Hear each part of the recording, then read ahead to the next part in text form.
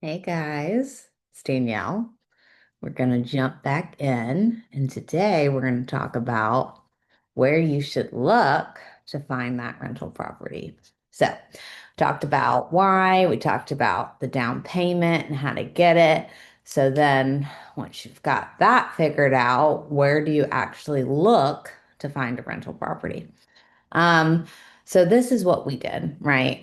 I thought about first my price range. Again, I like to be for a rental property between say 150 and 200K. So those homes at that price point don't exist in every area, okay? Um, where they do exist, right, though, is in town Atlanta, in particular on the west side of Atlanta. There are some other pockets, but I know and love the west side, so that's where I focused.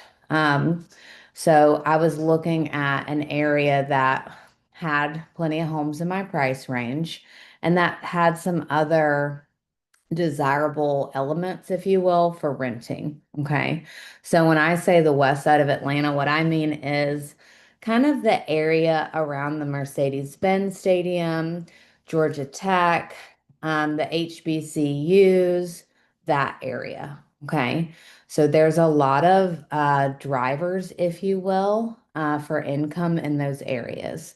I just mentioned all of the universities. So you have the option to rent to students. Okay. I also mentioned the Mercedes-Benz Stadium. As y'all know, there's the convention center, the aquarium, lots of different businesses and things that people would travel to in that area or want to be close to. So that's another win for income. It's also a pretty walkable area, and there's like a lot of MARTA stations, which again, for what I was looking for, was a win. So for me, that was the area I selected based off of my price range and some other drivers that I thought would really help with producing the income that I wanted. Okay.